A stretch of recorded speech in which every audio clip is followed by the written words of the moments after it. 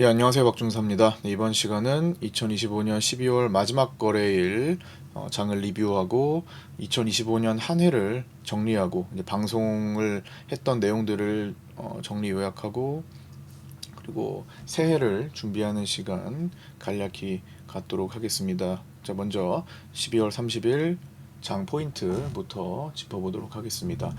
연일 이어지는 위클리 옵션 만기일이었죠. 선물 지수는 연중 최고점 수준으로 마감했고요. 야간 시장에서 0.39% 추가 상승으로 사실상 최고점 마감했습니다. 그러나 코스피 종합 지수는 전고점 돌파를 0.29포인트 차이로 실패했었습니다. 12월 30일 시가봉을 이탈한 뒤에 밀려서 볼벤 하단과 블루라인까지 밀렸다가 V턴 봉이 나왔습니다. 항상 V턴에는 반응을 해야 된다라는 거. 이후 외국인의 전일 매수한 위클리 콜옵션 살리기 나왔죠. 상승해서 전일 종가에 만기 때 들어온 다음 만기물로 들어온 콜옵션 살리기 들어왔고 개인들의 위클리 양매수 균형을 위에서 바로 맞추면서 이제 밸런스 맞추기에 들어가는 시장이었습니다. 크게 땡기지도 않고 크게 흔들림도 없이 위클리 옵션 프리를 하루 종일 빼다가 마감했고 그 이동 범위는 개인들의 위클리 옵션 손실 범위 내에서만 움직였기 때문에 오후장부터는 개인들의 범위 추적에만 주목했습니다. 개인들의 위클리 손실 구간 범위가 이제 1포인트 정도씩 내려오는 것을 봤죠. 그래서 이런 이제 범위들이 이렇게 올라가느냐 아니면 밑으로 밀리느냐를 체크를 했는데 이쪽이 나왔습니다. 그래서 상단과 하단이 같이 밀리면서 마지막에 조금 밀릴 수 있겠구나, 약간 힘이 빠질 수 있겠구나를 추정하면서 봤죠. 그래서 후반부에 약간 힘이 빠질 수 있음을 체크하기도 했습니다. 종가북은 또다시 외국인은 다음 위클리 콜옵션을 매수하면서 야간장과 이길 상승에 대한 기대감을 또 키웠습니다. 다만 12월 31일 미국장이 좋지 않다면 금요일에 바로 이 물량은 청산될 수 있으니 이 물량을 추적해야겠죠, 당연히. 저는 간단히 파생반 텔레그램을 3컷 정도만 잘라서 보도록 하겠습니다. 먼저 자, 30일에 이제 파생반에 올려드린 내용 중에서 일부 내용만 좀 오늘은 잡고 갈게요. 위클리 옵션 만기 베팅 포지션 현황으로 외국인들은 전일 콜 이틀밖에 없었기 때문에, 이틀이 아니죠, 하루죠. 전일 종가와 30일 당일 거래가 다였습니다. 외국인들은 전일 콜옵션 매수로 상승, 개인들은 콜옵션과 그 당일 풋옵션으로 전일 콜옵션과 당일 풋옵션으로 양매수 균형을 빨리 만들었고요. 금융투자는 콜매도가 있었는데 크게 움직이지 않아서 금융투자도 수익으로 마감을 했었고요. 610에서 612 정도까지가 이제 9시 43분, 9시 초반에 자 요쯤에서 이제 언급드렸는데 610에서 12 정도까지가 현재 빗각 추세대 영향권으로 보인다라는 말씀을 드렸는데요. 그게 이제 오늘 상단 저항점으로 이제 인식을 하면 될 것 같다라는 얘기입니다. 그래서 여기 빗각을 아직 안 넘어간 상태니까요. 그러면 영향권 내에서 움직이겠죠. 그래서 딱 요 정도가 주간장에서의 고점, 그 다음에 야간장에서의 고점 정도가 된 것 같습니다. 그러니까 야간장도 좀 더 올라서 612.25까지 찍고 610포인트대 초반에서 끝났는데 다 영향권 내에 있다라는 거죠. 이제 새해가 돼서 이제 저거를 뚫고 넘어가서 볼벤 상단까지 달리느냐, 아니면 이제 거기서 다시 또 볼벤을 타고 가느냐, 여기까지 달리느냐, 볼벤을 타고 가느냐, 아니면 볼벤에서 결국 막혀가지고 꺾여져 내려오느냐, 세 가지로 구분해서 풀어가야겠죠. 위로는 이제 기준을 잡을 매물대가 존재하지 않습니다. 월물 콜 조금 줄어들고 위클리 옵션은 거래가 쌓인 게 없어서 어제 들어온 외국인의 콜 옵션과 오늘 거래되는 것으로만 계산하면 됐습니다. 9시 57분 외국인의 위클리 콜 보유의 기준은 605 위클리 콜로 잡고 있고요. 10시 8분에는 개인 선물 매수를 제외하고는 대체적으로 상승했고, 거기에 위클리 외국인 양매도를 유지하면 제한적인 상승을 보였고요. 적당히 상승하다가 한번 흔들다 마감하는 구조죠. 적당히 상승하다가 이미 아침에 판단이 끝난 겁니다. 자, 다시 내려오는 게 크지 않고 적당히 상승하다가 한 번 흔들다가 마감하는 구조. 마지막에 이제 개인들 위클리 포지션이 살짝 1포인트씩 하향 조정되면서 내려오면서 이제 마감을 한 거고요. 양도세로 빠진 개인 대주주가 귀환하고 있을 때는 외국인 기관 프로그램 현물 매도는 힘이 강하지 않은 편이었습니다. 그리고 이제 전일 삼성전자 주식 선물도 이제 개인들이 7천억 정도 이렇게 들어왔다고 말씀드렸는데 좀 줄었어요. 그래서 5천억대로 이제 줄어들었고, 이거는 대주주 양도세를 회피한 대주주들이 다시 귀환하면서 삼성전자 사들이고 다시 선물 들어갔던 거를 좀 빼는 그런 모습으로 추정됩니다. 자, 두 번째 컷입니다. 삼성전자가 12만원을 지지받고 올라오면, 이건 오후 1시예요. 오후 1시 14분, 오후로 넘어와서 삼성전자가 12만원을 지지받고 올라오면서 시장을 견인하고 있습니다. 외국인 선물 5천억 매수 돌파했었고요. 개인 위클리 양매수를 묶어두면서 상승했고, 제한적인 상승 구조가 유지되는 시장이었죠. 위클리 옵션 만기일 개인 양매수로 묶어두면 대체로 점심시간 동안도 횡보했었고요. 자, 밑에 보면은 외국인 선물 매수 6천억 돌파해서 일단은 계속 상승한 상태를 유지하려고 하는데, 손실 마감 범위가 점점 바뀌는 거 이제 1시 58분부터 체크했는데 서서히 내려오면서 요게 한 칸 한 칸씩 내려오기 시작했습니다. 여기 상단 내려왔죠? 2시 25분에. 그러니까 시간이 지날수록 조금 더 밀렸거든요. 3시 까지 밀렸잖아요. 그래서 그거를 이제 체크하면서 이제 봤어야 됐고, 요거는 이따가도 언급이 될 거기 때문에 이제 넘어갈게요. 그다음에 이제 마지막 3시 20분 끝날 때인데요. 삼성전자가 12만원을 다시 지켜내면서 개인 선물 매수 물량은 또 다 빠졌고, 삼성전자 개인 선물 매수는 오늘 현재까지 약 1450억 정도 줄어가지고 5300억대 남아있는 시간이었고요. 대주주들 현물 매수가 돌아오면서 생기는 변화로 추정되며 아직도 많이 남아있긴 하지만 다음 달 초에 정상화되면 또 큰 문제가 없을 것으로 보입니다. 다음에 이제 증권 담보 대출이 급격하게 늘어나고 있음을 안내하는 증권사도 있다 체크해드렸고요. 요거는 이제 조금 앞으로 신용 문제가 좀 생길 수 있다라는 거죠. 그런 우려가 있다라는 거죠. 3시 37분 마지막에는 이제 외국인은 만기 이후에 다음 위클리 콜옵션을 또 48억 매수하는 모습도 보였습니다. 패턴은 계속 이어지고 있었고요. 따라서 금요일에서 월요일 이 물량은 추적은 기본이었습니다. 보시면 위클리 콜로 이렇게 다음 걸로 외국인들은 또다시 매수를 이어가면서 금요일에 이제 1월 2일 금요일, 그 다음에 1월 5일 월요일이죠.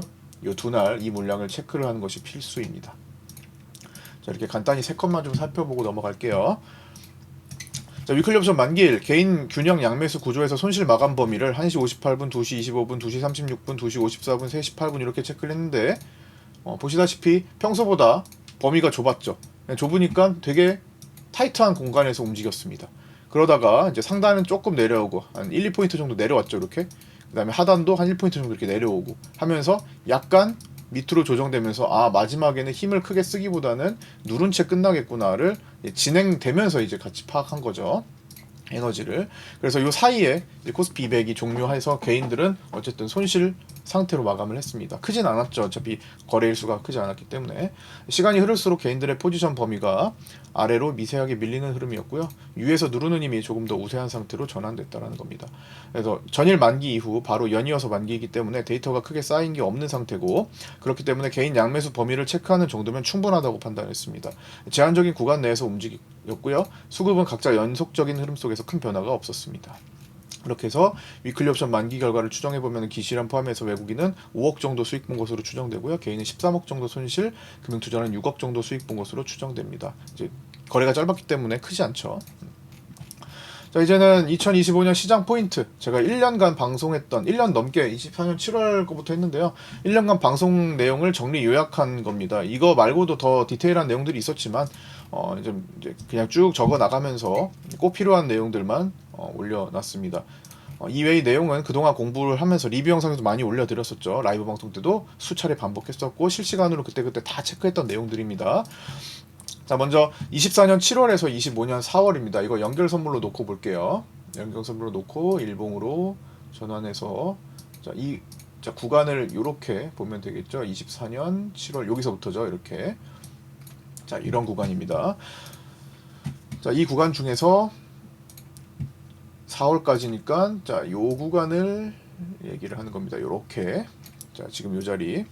작년 7월 삼성전자의 외국인 비중이 56%를 넘겼을 당시부터 제가 이제 삼성전자는 이제 56%에서 비중이 이제 49대까지 이제 향하러 갈 수 있다라고 말씀을 드린 게 이때였죠. 삼성전자 선물에 슈퍼개미 중심으로 약 7천억 이상 이때쯤이었습니다. 매수가 급격히 유입되면서 이내 삼성전자가 고점을 찍고 내리기 시작했죠. 며칠 뒤에 이제 고점을 찍고 내리다가 8월 옵션물 310풋 정말 외가였거든요. 이때가 307, 80 막 이랬었는데 외국인들이 310풋을 막 엄청나게 사들이는 거예요. 와, 60포인트 이상 차이가 나는데 지금 60포인트보다 저때 60포인트도 굉장히 큰 거죠. 300포인트 때니까 퍼센테이지가 얼마예요, 그죠? 차이가 큰데 이 지점에 정말 0.01짜리에다가 외국인이 대량 매수 진입이 되는 겁니다. 그래서 깜짝 놀랐어요. 제가 방송 중에 뭐지? 뭐 이렇게 놀래기도 했습니다. 그래서 외국인들이 대량으로 310을 이제 진입을 하는 것이 너무 수상하다. 그래서 급락 조짐을 보이는 것을 이제 언급을 드렸었고, 이내 일본 금리 인상이 결정되고 이틀 뒤에 8월 4일부터 2일간 8월 4일 8월 4일 5일 이렇게 2일간 급락한 뒤 61.8% 반등을 이어가는 파동이 나오면서 연말까지 하락했었습니다. 8월 4일이 아니라 8월 2일이죠. 8월 2일 주말이었으니까 연말까지 이제 하락을 한 건데, 자, 요거는 이제 카페에 가보시면은 영상 올라온 게 있어요. 제가 그 카페 전체 공개 게시판에 보면은 주식 전체 공개 게시판 한번 눌러보시면은 이때 이제 1시간짜리 영상이 올라와 있습니다. 전망에 대해서 그걸 참고하시면 되겠고요. 자, 여기서 소개만 할게요. 그 다음에 여기서 이제 급락이 나온 다음에 61.8, 61.8, 61.8 반등을 이제 계속 이어갔던 겁니다. 그래서 그런 파동이 나오면서 연말까지 하락했었고, 외국인 비중이 56%대에서 49%대까지 낮아질 것으로 이제 전망을 했었죠. 결국에는 49%까지 찍으러 내려왔었습니다. 그런 과정에서 상속세 관련 방어 이슈와 자사주 매입 효과로 이제 삼성전자는 5만 원 선을 방어했었죠. 관세 이슈로 시장은 하락 압박을 지속했으며, 외국인 또한 23년 8월 1일 미국 신용 등급 강등 이후로 하락 배팅을 지속해왔는데 번번이 대세 하락장으로의 진입은 실패해왔습니다. 23년 11월 긴급 공매도 금지. 자, 계속 외국인들이 하락 배팅을 시도를 하다가 선물 하락을 막 4조, 5조, 6조 이렇게 쌓았으니까 4조 원 이상 해서 8월 달에 이걸 누르던 것을 이제 실패했었죠. 8월부터 누르던 것을 더 내리는 것을 이제 목표로 외국인들 선물 매도를 상당히 많이 쌓았다가 긴급으로 공매도 금지가 뜨면서 스위칭하고 그걸 또 살려내는 모습을 보였고요. 다시 매도를 시도했었죠. 그런 다음에 그때는 이제 24년 2월 밸류업 정책으로 다시 또 스위칭하는 모습이 나타나고, 그 다음에 저 위에서 본격적으로 한번 때려버린 겁니다. 일본 금리 인상 결정되기 전 단계에서. 그 다음에 이제 쭉 관세 압박으로 삼성전자 눌리면서 이제 관세 압박으로 이렇게 밀리다가 25년 4월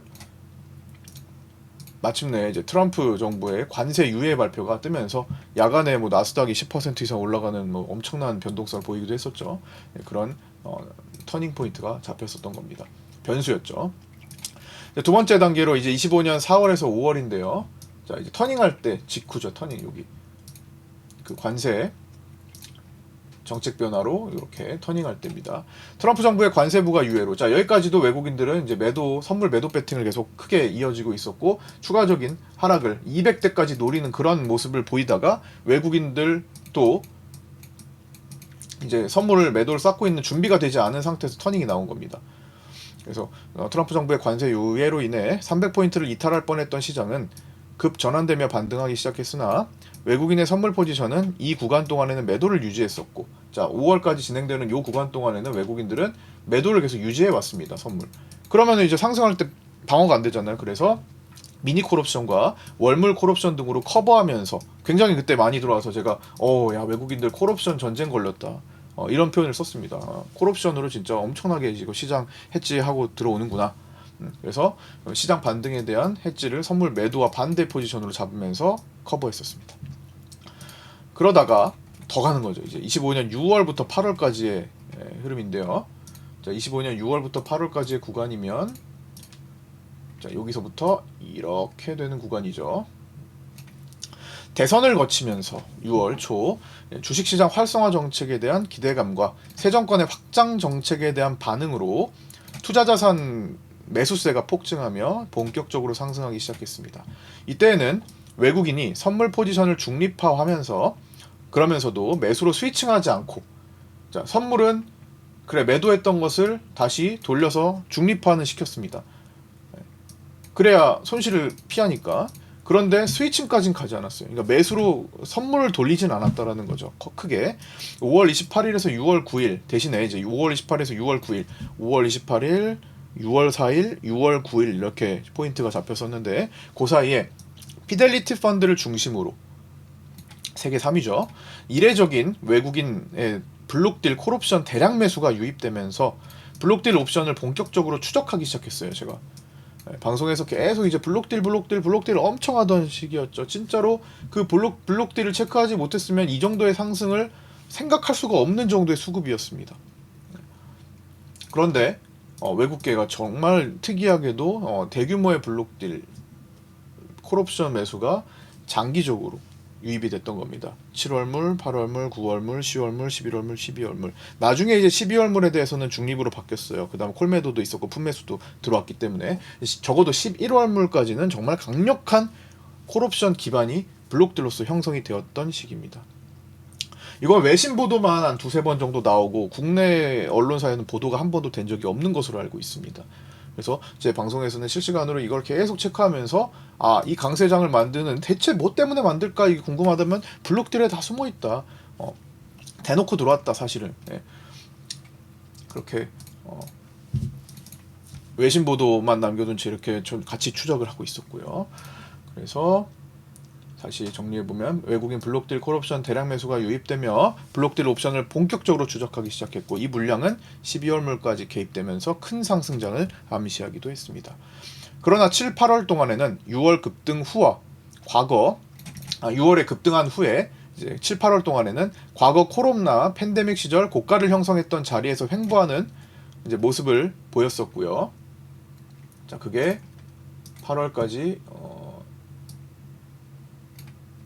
그게 여기 구간이었죠. 이렇게 자, 이 구간에 8월 말 여기까지 이렇게 횡보하는 모습을 보였고 이때에도 급락 전환보다는 블록딜 콜옵션 중심으로 재차 상승을 준비하는 움직임이 이어졌습니다. 계속 자리를 지키고 있었습니다. 그리고 이제 9월에서 10월 이 구간이죠. 자, 9월에서 10월 요 정도의 구간입니다. 본격적으로 2차 상승에 들어간 시기로 상법 개정에 대한 기대, 주식시장 활성화 정책에 대한 기대 등이 맞물리며 삼성전자와 SK하이닉스 주도하에 직접적으로 시장의 시가총액이 커지면서 급등이 나왔고 이제 그 두 종목의 합산 시총이 1000조원을 넘어갔었죠.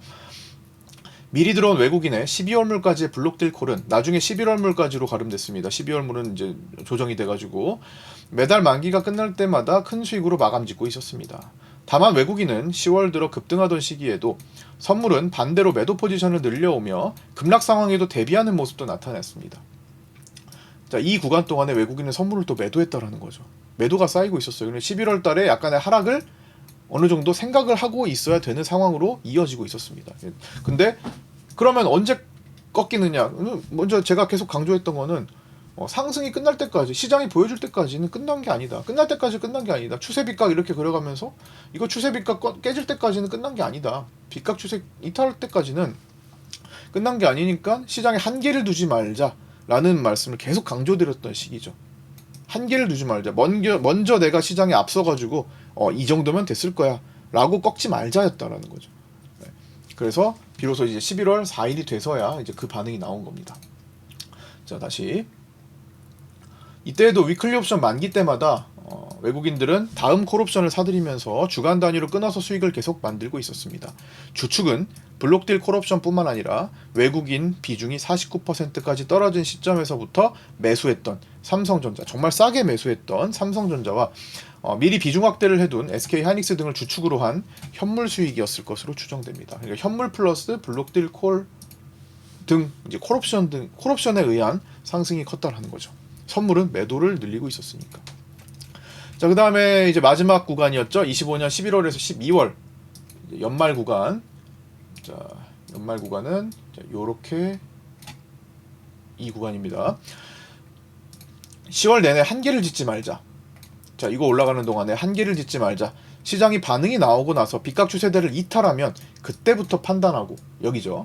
그때부터 판단하고 대응하자를 강조했는데 결국 11월 4일 600포인트 위에서 단기 급등 추세를 종료시키는 반응이 나오면서 빗각 추세대를 이탈하기 시작했습니다. 이때 V코스피 지수는, 변동성 지수는 11월 7일 44.65로 고점을 찍고 내려오기 시작하며 시장의 이격을 줄이기 시작했습니다. 이때에도 외국인은 위클리 옵션에 대해 만기 시 다음 위클리물로 콜옵션을 사들였지만 11월만큼은 만기 결제 시까지 가지 않고 청산해서 끊어내는 모습이 많이 보였습니다. 지금은 다음 콜옵션 사가지고 그 다음 만기 결제까지 며칠 이어가면서 2, 3일 이어가면서 계속 결제까지 상승을 시도했었는데 11월에는 하락하네? 청산하자. 그리고 끊었다라는 거예요. 그런 모습이 많이 보였었고, 만기 결제까지 끌고 가는 경우에 만기까지 상승세로 이어지는 경우가 대부분이었는데 11월에는 그런 모습이 나오지 않았습니다. 특히 11월에는 금요일마다 하락했던 그런 금요일 징크스도 있었죠. 그러면서 시장은 약간의 완급 조절을 거친 뒤에 연말에 고가를 돌파하는 모습으로 연결이 되었습니다. 자, 그 가장 중요하다고 판단된 자리 어디였죠? 563, 565 자리를 결국 끝내 지지하면서 이렇게 스무스하게 돌파를 해내면서 마쳤던 시장입니다. 이때에도 삼성전자와 SK하이닉스가 시장 상승의 중심이 되었고요. 대형주 지수는 연말까지 상승 마감했는데, 자, 업종 지수를 좀 보시면 대형주 지수는 이렇게 지수랑 거의 똑같죠. 네, 코스피와 코스피 200 위주로 상승했다라는 거예요. 즉 삼성전자, 하이닉스였다라는 거죠. 네, 거의 비슷한데 중소형주 차트를 보면 중형주는 그렇지 않습니다. 마지막에 12월 15일 고점을 끝으로 꺾였어요. 그 다음에 소형주는 마찬가지로 이렇게 마지막에 12월 15일 끝으로 꺾였습니다. 즉 마지막에 12월 3, 4주차는 중소형 지수는 하락하고 대형주만 상승하면서 절대적으로 삼성전자와 SK하이닉스의 영향에 시장이 움직였다라는 겁니다. 그러니까 체감 지수는 아마 낮았을 것으로 보여요. 그 두 종목이 아니라면. 물론 이제 테마주들, 중소형 개별주들은 당연히 별개고, 테마는 굉장히 많이 순환하는 모습도 나타났었죠.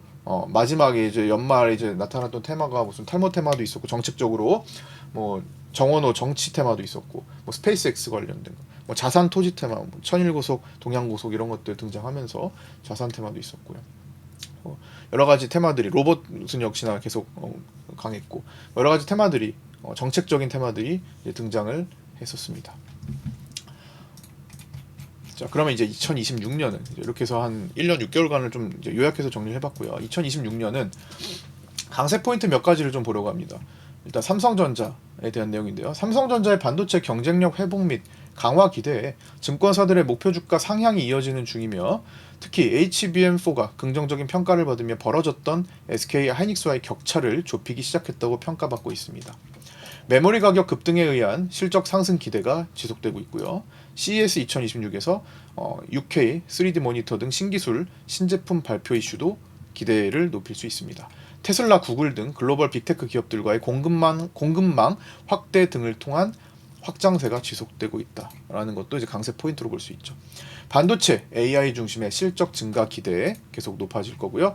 26년 상반기에 이제 금리, 환율 등 매크로 개선 기대감이 있죠. 추가적인 미국 금리 인하 있을 거고, 환율 상승 억제 정책 및 대응 등이 있고요. 금리 하락과 달러 강세가 완화되면 외국인의 수급 구조가 개선될 수 있기 때문이죠. 고금리 후유증에서 완화 국면으로의 진입 가능성, 실제 체감할 수 있는 그런 시기로 접어든다라고 볼 수도 있고요. 정부의 확장적 재정 정책이 지속되며 자산 매수세가 지속적으로 증가할 수가 있는 점은 주식시장에 유리한 점이기도 합니다. 그리고 정책 자체가 시장 활성화, 시장 상승에 초점이 맞춰져 있죠. 정책이. 자, 약세 포인트도 있습니다. 물론 이게 정말 많은데 이제 일부만 언급드린 겁니다. 약세 포인트도 있죠. 삼성전자도 약세 포인트가 있습니다. 반도체 사이클 피크아웃 가능성, AI에 대한 기대가 과열되면서 실적 검증 요구를 지속적으로 받을 수 있습니다. 이거는 이제 삼성전자뿐만 아니라 반도체 전체죠. 그래서 이렇게 반도체로 나눠서 보겠습니다. 삼성전자는 26년 상반기가 지나가면서 다시 한번 AI에 대한 버블론이 부각될 수 있고, 이거는 뭐 삼성전자뿐만 아니라 하이닉스 등 여러 가지 같은 반도체 업종에서 이제 영향을 받을 수 있고요. 로봇까지도 연결될 수 있죠. 즉 AI 수요가 예상보다 둔화되면 이익 추정치가 하향되며 HBM에서 후발주자인 삼성전자의 매출에 타격이 생길 수가 있습니다. 단 HBM 시장에서 보다 앞선 SK 하이닉스에는 이점이 될 수도 있겠죠. 시속 게임을 보이던 때도 있었죠. 메모리 가격 상승은 선반영 요소일 수 있고 26년 중 피크아웃 가능성이 생깁니다. 가격 상승 등으로 인해 스마트폰, PC 등의 교체 수요가 둔화될 수 있습니다. 실제로 이제 둔화되는 건 지금 이미 나타나고 있습니다. 그 다음에 미중 무역 전쟁 재점화 변수가 있죠. 소송 결과 이후에. 그리고 금리 환율 등 매크로 변수는 여전히 반대로 강세 포인트가 될 수도 있지만 약세 포인트가 될 수 있죠. 어떻게 변하느냐에 따라서 일본 금리 인상에 따른 엔캐리 트레이드 청산 우려가 지속되고 더 강조될 수 있습니다. 소비 고용, 기업 투자 등의 지표 둔화가 나타나면서 실제로 체감하게 될 가능성, 이건 이미 실제 체감하고 있습니다. 경기는 체감하고 있죠. 일단 자영업 중심으로 아마 이미 체감하고 있을 거고요. 이게 실제로 지표로 나타나면서 이제 지수로 이제 증시에 연결되는 그 시차가 좀 있을 텐데 이제 그런 것들이 나타날 수가 있겠다. 시장 체질 개선 대비 과도한 속도의 상승세로 인한 이제 수급적 조정 압박이 있을 수가 있겠죠. 이 외에도 수많은 변동 포인트가 있으나 이번 영상에서는 이제 짧게 이 정도로만 줄이고 26년도 라이브 방송에서 더 많은 이야기들을 함께 시간마다 이제 풀어 가도록 하겠습니다. 자, 이제 매물대 체크 기준 라인인데요. 네, 피보나치 확장 적용한 거 계속 반복하고 있었죠. 618 자리, 요 위에 이제 637 자리가 조금 있을 것 같은데 이거는 사실 의미가 크게 없습니다. 볼벤 상단이에요. 그 다음에 618 피보나치 평균 확장 자리로 체크를 했었고요. 그 다음에 전고 604 부근을 넘어갔죠. 돌파했죠. 12월 30일. 그 다음에 599, 600 라운드 피겨 자리, 그냥 600자리로 보면 됩니다. 600으로 그냥 정리할게요. 요거는 12월 29일에 돌파한 채 이제 위로 올라왔었고요. 그 다음에 이제 앞으로 조정을 받는다면은 585자리 되게 중요합니다. 12월 26일 지지 받고 올라온 상황입니다. 자, 물론 이게 3월물이 끝나고 이제 6월물 쪽으로 넘어가게 되면요, 약간의 숫자 조정은 해야 되는데 큰 차이는 없을 거라고 보시면 돼요. 그 다음에 이제 570, 563에서 65가 이제 가장 중요하다를 체크했는데 그걸 딛고 올라와서 이제 이거 좀 멀어졌죠. 근데 혹시나 이제 1, 2월 달에 이 자리를 위협할 만한 요인이 생기면 또 체크를 해야 되겠다 이렇게 보면 되겠고요. 555.5, 550에서 551, 534에서 36, 526, 520에서 22, 500에서 502 등 이제 단계적으로 있지만 요거는 이제 또 라이브 방송에서 계속 다뤄 나가면 됩니다. 필요할 때. 자, 마감입니다. 삼성전자는 이제 외국인이 105만 주 매도했고요. 외국인 보유 비중은 52.3% 정도 잡히고 있습니다. 외국인 수급은 선물에서 3,193억 매수했고요. 기존 롤오버 포함 외국인 선물 매수로 전환된 것으로 추정됩니다. 매도에서 프로그램 비차익은 4,270억 매도했고요. 최근 1년간 매도 누적이 약 21조 8천억 정도 비차익에서 잡히고 있습니다. 환율은 1월물 달러 선물 기준 1,440.2원으로 정규장을 종료했고요. 외국인은 정규장에서 1,468억 원 매도가 나왔었습니다. 당국의 관리 가격 노출이 됐었죠. 1,485와 1,465, 그다음 1,410원. 자, 여기서 반응을 어떻게 보이는지 살펴야 됩니다. 그리고 중간에 중요한 거 그래도 1,440은 좀 체크하자. 지금 가격대니까 이거 좀 체크하자 정도면 되겠고요. 이제 1,485는 굉장히 강한 방어. 65는 중간에 이제 찍어 눌렀던 자리고요. 1415는 과거에 노출됐던 자리입니다. 변동성 지수 V코스피 지수는 좀 반등해서 5% 정도 상승한 28.85로 마감했고요. 이제 급등이 나오면은 이제 시장은 급락일 가능성이 더 높습니다. 근데 지금은 상승의 반응이 나온 거죠. 상승 이제 너무 많이 상승해서 약간 이제 변동성 지수가 올라온다라는 거는 너무 상승해서 공포감이 이제 올라가고 있다 이렇게 좀 볼 수도 있습니다. 이제 그러다가 꺾이면은 이제 급락장에 V코스피 지수가 반응하기도 합니다. 자, 그리고 이제 이렇게 정리를 하고요. 공지사항이 좀 있습니다. 네, 마지막으로 이제 연말 마지막에 공지 하나만 드리고 마무리하도록 하겠습니다. 이제 저는 이제 2017년부터 이제 국내 주식과 선물 옵션 중심으로 장중 실시간 방송과 이제 리뷰 영상을 좀 이어왔었죠. 이제 그러면서 이제 내년이면은 방송 10년 차가 됩니다. 거의 뭐 빠짐없이 해왔고요. 큰 이슈 없으면 빠짐없이 해왔었는데 이제 새해를 앞두고 이제 건강 문제 등의 여러 상황을 종합적으로 고민한 끝에 이제 오늘 영상으로 정기적인 리뷰 영상은 마무리하기로 결정했습니다.